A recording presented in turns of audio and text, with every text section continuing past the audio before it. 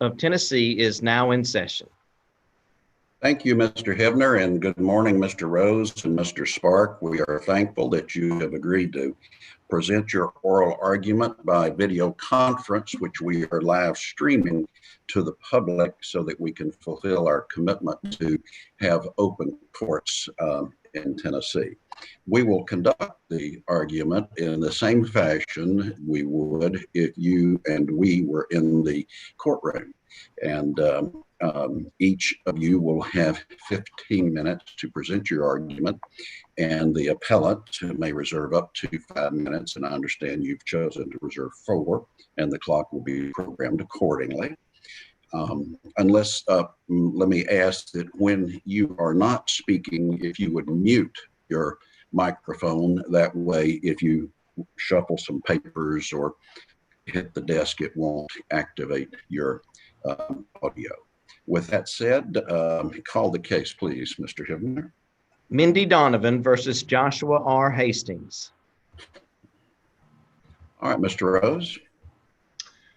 Good morning, Your Honors. I'm Ben Rose, and I'm here on behalf of the appellant, Ms. Donovan. We have requested 4 minutes for rebuttal time.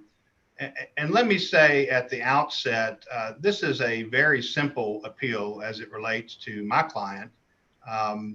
And it's a small, discrete issue, but of course, dealing with a statute that doesn't have a lot of case law associated with it, and a very unique statute that's in play that we certainly need your assistance with.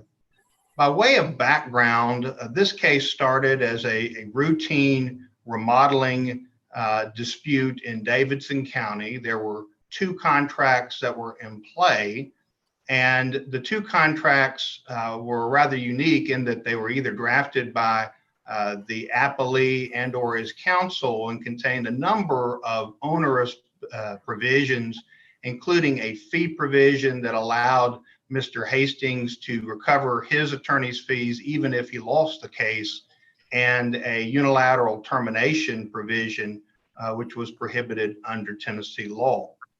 We began to initiate prosecution of the case, doing the typical things that you would do to begin to build your case. And as part of that process, we learned that, in fact, what happened to Ms. Donovan, or what was alleged to have happened to Ms. Donovan and her project, had happened in a number of different contexts with regard to the contractor at issue in lots of different places. Subsequent to that investigation, we considerably amended our initial vanilla complaint to include a plethora of different causes of action associated with what we, through our investigation, alleged that Mr. Hastings had done to other consumers like Ms. Donovan. That ultimately resulted, Your Honors, in Mr. Hastings filing a counterclaim. Originally, the counterclaim, as I recall, was a counterclaim for about $25,000 in what he contended were unpaid services that he rendered. That counterclaim subsequently was amended, and we filed a motion to dismiss that counterclaim. That counterclaim was, or the motion to dismiss, was essentially based upon the unilateral termination provision, which the trial court granted. Subsequent to that, that order became final. And then because we had asked originally in the motion to dismiss for loser pay damages, we filed a motion for loser pay sanctions or costs, as is termed within the statute. And it really is that award of cost that is the central issue, at least with regard to Ms. Donovan's part of the appeal, that we think, frankly, the trial court used a too narrow of a standard in reviewing what is necessary to determine cost within the loser pay statute. Essentially, we asked for the maximum of $10,000 to be awarded in terms of cost. The trial court reduced that substantially down to, I think, $3,600. And in the order that the trial court used to justify its reduction, I mean, first of all, the trial, I want to say to your honors, the trial court acknowledged that the work we claimed under the $10,000 cap was all done. Just in the trial court's opinion, it was not essentially reasonable and necessary to the mission related to the motion to dismiss. And there really were three areas of criticism that we had with regard to the reduction from the $10,000 maximum to the $3,600. And the first was the trial court essentially excluded from the award any time that was spent related to activities on the motion to dismiss before the actual motion to dismiss was filed. And as I said earlier, there was a motion to amend, there was a proposed amended counterclaim that was there. We all knew it was coming. We analyzed that. We did some of the research and analytical work before that motion was heard. I don't even recall that we opposed the motion to amend.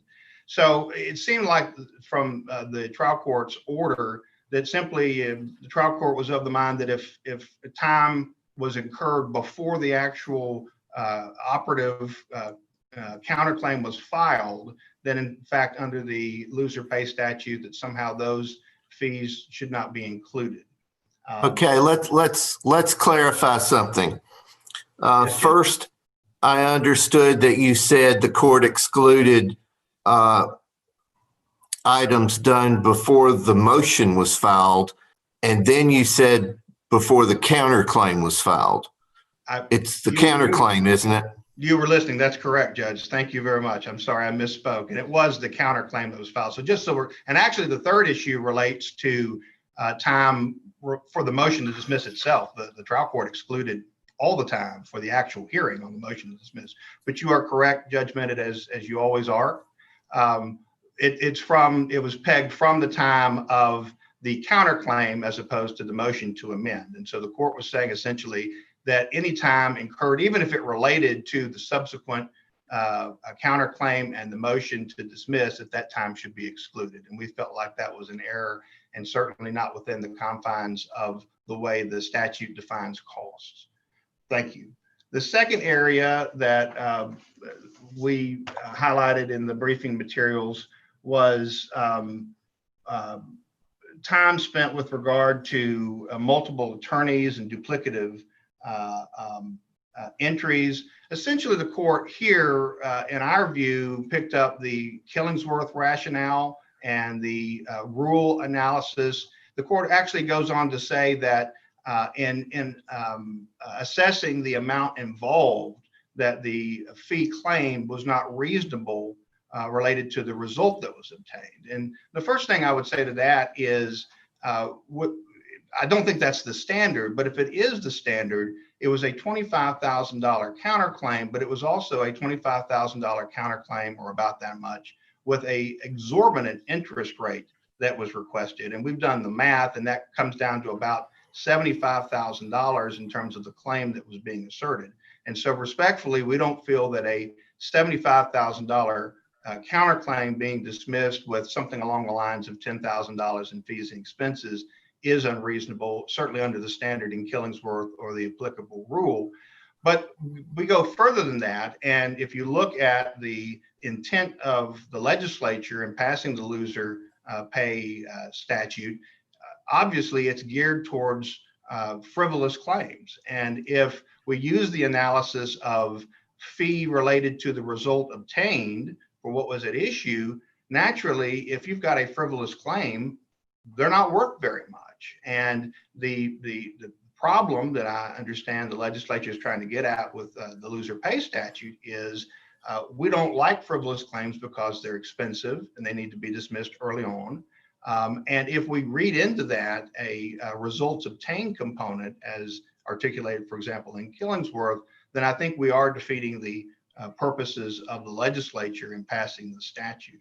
And then finally, as we referenced, the time was excluded for the actual motion to dismiss itself. There was, as I recall, there were two motions that were heard on the particular day in question. There was no attack on those fees by the other side, for example. They didn't criticize block billing or those kinds of things. It was a very limited critique of the fees that we claimed in the response itself. But the trial court went on to say that because we didn't subdivide time for one motion versus the motion to dismiss, which was the central focus of the cost claim, that all of that time, including travel time, was excluded. And our position with regard to that is, first of all, the motion to dismiss was really the operative motion. The other motion was a motion to non-suit, voluntarily non-suit a couple of minor claims in the face of a pending summary judgment motion, which is an issue, of course, for the appellees to argue about. And we think that the trial court made the right decision in that regard because there was no prejudice. But the real focus of that particular hearing and going up to Nashville and doing all the things necessary to get ready and prepare for and argue a motion was the motion to dismiss. That's what we were there for. And respectfully, we feel like that, especially given it was the operative motion that was the point of the cost claim, that we should have at least been given 50% of the fees incurred, including the travel fees incurred in that particular hearing. And with that, if there's any questions, I'm happy to entertain any questions, but that's the sum of my argument. Thank you. All right, I wanted to ask you one question regarding the issues that the appellee have brought up, and that has to do with the permission to allow the voluntary non-suit of certain claims while the motion for partial summary judgment was pending. You have some argument in your reply brief regarding the lack of prejudice shown by the appellee in this instance, but couldn't the potential loss of the ability to recover attorney's fees, couldn't that constitute prejudice in that instance? Not in our view, Judge. We of course thoroughly briefed that, and through the analysis of the cases that were there, we don't think, first of all, those claims were completely defensible. We would have been happy to, if we were in a situation. We had an unfortunate occurrence with our client where she had a work opportunity and needed to do other things other than prosecute a residential construction case. So first of all, we would have been happy to litigate those issues, but I don't think that just the fee claim in and of itself results in prejudice to the other side. And I see my time has expired. Thank you, Mr. Rose. We will now hear from Mr. Spark. Thank you. Good morning, Your Honors. Jeffrey Spark. I represent the appellant in this matter, Joshua Hastings, and I want to be sure the court understands a few things going in that raised by Mr. Rose. First of all, there's no proof in this record that Mr. Hastings' counsel had anything to do with drafting this contract. Mr. Rose alludes to the fact that that he litigated this case. I think his term was typical. And I think you can look at the record and see that that's patently false. There was nothing typical about this case as far as the litigation procedure was concerned. Ms. Donovan never conducted any discovery in this case at all. The amended pleading that was filed by Ms. Donovan talks about other cases that Mr. Hastings was allegedly involved in, and the judge actually excluded those from the amended pleading. Their amended complaint had nothing to do with Mr. Hastings' counter complaint. His counter complaint was initially filed a year before that amended counter complaint was filed. And that's one of our issues. And I'm going to be, I'll jump around a little bit here, but the first issue, one of the issues in our brief has to do with whether or not the fees should be awarded in the first place. Our counter complaint, and let me rephrase that.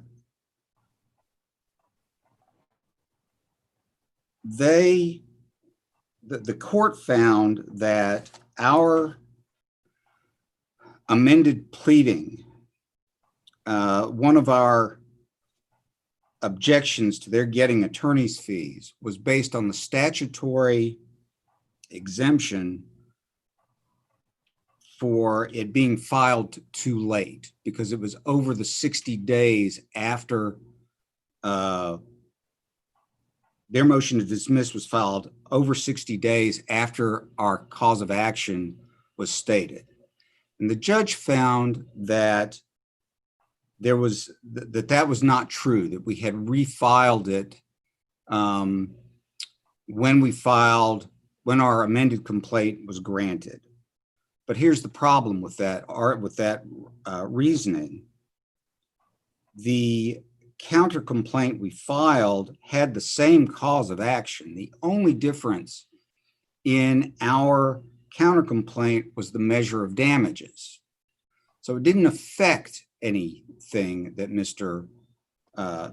Donovan had filed that Mr. Hastings had filed at all as far as the counter complaint was concerned. That didn't change. That was a breach of contract. She could have filed this same motion to dismiss almost a year before, but chose not to do so. The second reason that we feel like damages should not have been granted at all was because, well, let me come back to that, because I want to address Mr. Rose's arguments first before I get into that too deeply. His argument is basically centered around the statute in question, which is 2012-119C12. And his argument is basically a lodestar argument, and I addressed this in my brief. We do not allow just a blanket allowance of attorney's fees. In case after case after case where attorney's fees are an issue, our courts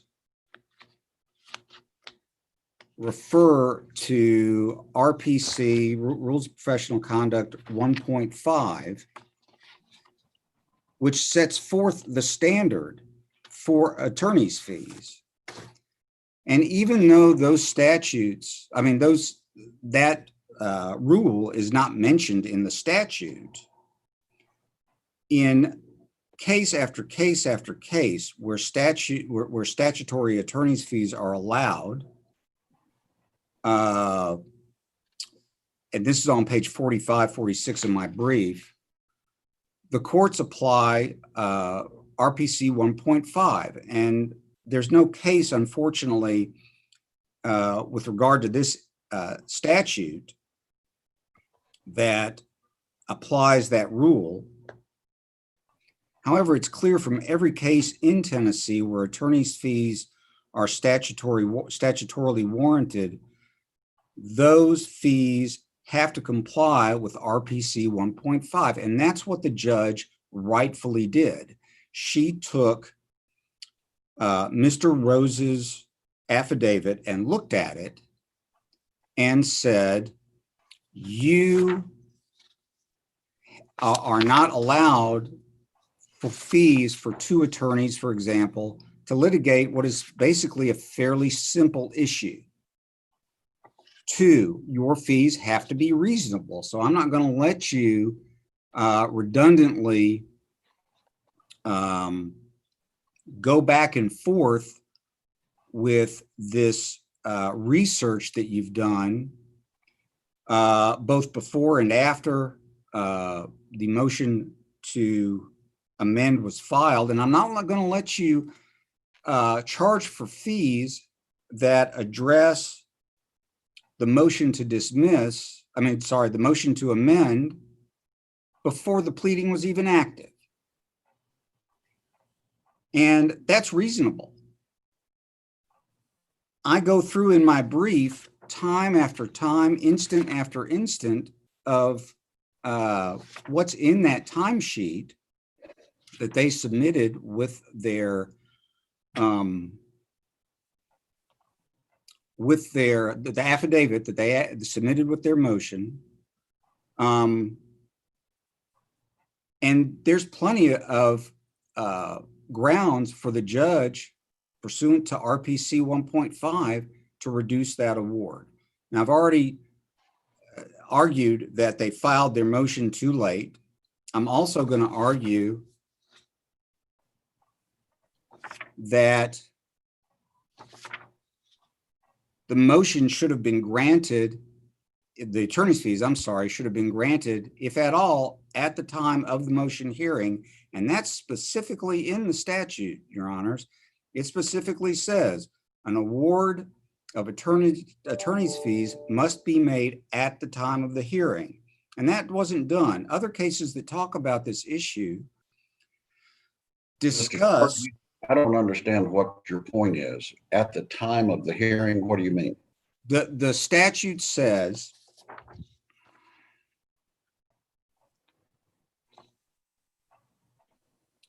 that attorney's fees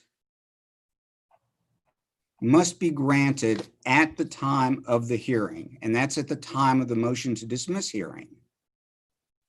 And what are you saying the trial court did wrong? The trial court allowed Mr. Rose to file a second motion after the motion to dismiss where he asked for attorney's fees. The trial judge allowed Mr. Rose to file a separate motion for the attorney's fees. And that's not what the statute says. That's in my brief. It says specifically, the statute says specifically that the award of attorney's fees must be addressed at the time of the hearing. That's a quote. And the fact that that wasn't done, nor was the issue reserved, it wasn't argued, it's not mentioned in the order. In fact, the order says this is a final order.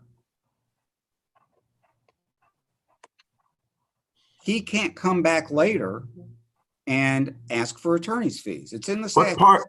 What part of the statute says the attorney's fees have to be addressed at the same hearing? Hold on, I'll tell you.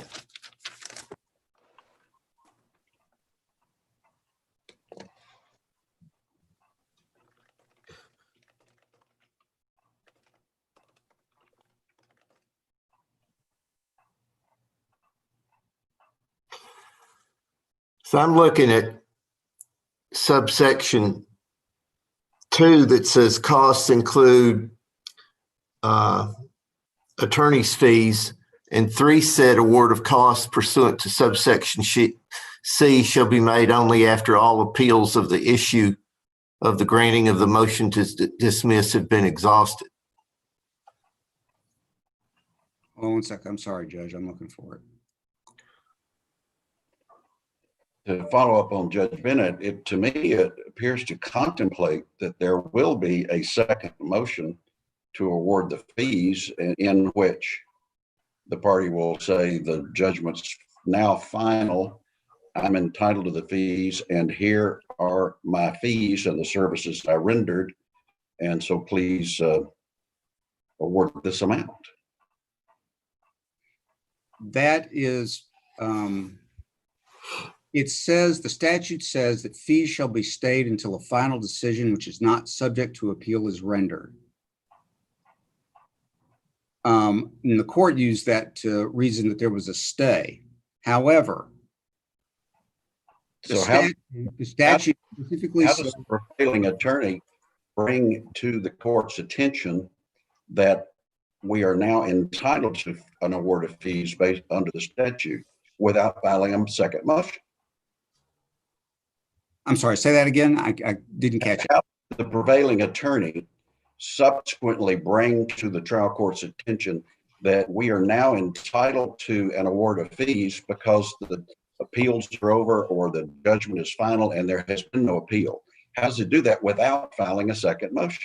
They ask for that at the motion hearing, Your Honor, and that's that you either ask for it and ask to be able to submit an affidavit, and for a further hearing, or you ask to stay the proceedings. And I've cited Where does it say that in the statute? It says, the statute says 2012-119CA, and this is on page 54 of my brief, says requires that a trial court award attorney's fees and costs at the time the successful motion to dismiss was granted. It specifically says that. The stay has to do with whether or not there's a motion to dismiss or motion for summary judgment or an appeal, which is pending. That's what the stay is for. And there are cases which cite to that specifically. He missed his time. I've only got a couple of minutes to address my other 3 issues. But let me say that as far as our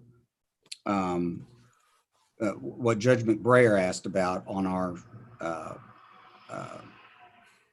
issue with regard to dismissal pending a summary judgment motion, we believe that there was prejudice to my client, that he had a vested right because the case would have been clearly dismissed because the law cited by Ms. Donovan in her amended complaint simply didn't apply to my client because he was not a roofing contractor and he was not a renovation contractor. He was a general contractor.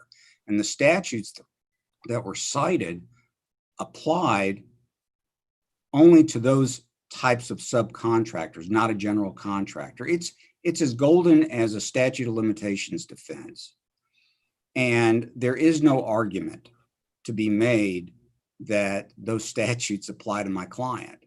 He had a vested right because he could be awarded attorney's fees because those cases were filed under the Tennessee Consumer Protection Act. And were those points raised when your client opposed the motion to voluntarily dismiss those claims? Yes, that's specifically in my brief. Specifically in my brief. And I only have a few seconds left with respect to the motions for sanctions. But let me just say that counsel has already admitted in his, well, my time has passed, and I'll let that. All right. Thank you, Mr. Spark. We'll hear from Mr. Rose. Your Honors, let me say I certainly appreciate, although we disagree, Mr. Sparks' advocacy on behalf of his client.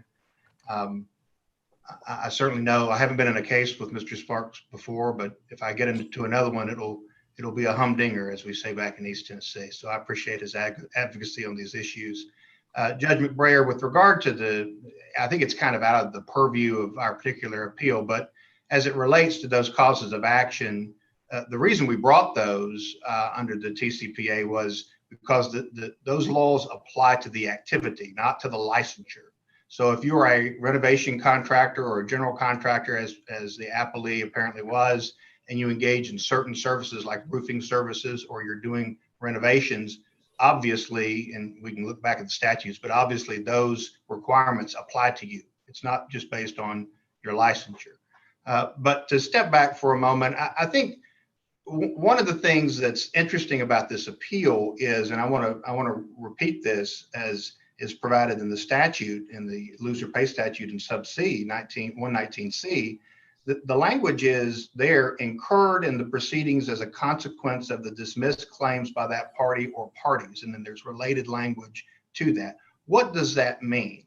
Well, obviously that statutory language, which is treated differently than just the rule or other case precedent like Killingsworth, it's going to rub up against that. And it's broader than just related to, for example, a motion to dismiss. It would include, in fact, we argue in our briefing that we could have actually asked for more fees, because when you think about it, when you do a deposition and you're asking questions about the counterclaim, well, all that is within the confines of that incurred in the proceedings as a consequence of the dismissed claim. So is a motion to amend that has a proposed counterclaim, so long as the counterclaim is actually filed and all of the analysis and research is related to a subsequently filed motion to dismiss, which I would point out for the court that even the appellee admits that there was time that was incurred before. They just go on to try to criticize it for the first time in their brief and say, well, it wasn't sufficient enough in terms of the descriptions, or it wasn't reasonable, et cetera, et cetera. But they understand that there's a problem when you've got fees that were incurred perhaps before the counterclaim, the operative pleading was filed, but are necessarily related or within the confines of the statutory language. So I would point that out for the court. I would also point out that one of the criticisms that was lodged was, well, we had 2 attorneys on the case. I think if you can look at the briefing in this particular appeal, the court would recognize what we're up against in terms of the zealous advocacy on the other side. It was all we could do with 2 attorneys to accomplish the result that we did, which we think was a good result on behalf of Ms. Donovan. We just feel like the trial court reduced the fee award too much and used the inappropriate standard with which to do that. I don't think there's anything else that I picked up. If the court has any questions, I'm happy to address those. All right, hearing none, Mr. Rose and Mr. Spark, we thank you for your arguments this morning, and we will take the case under advisement. Mr. Hibner. This honorable court is now in recess. Thank you, Your Honors.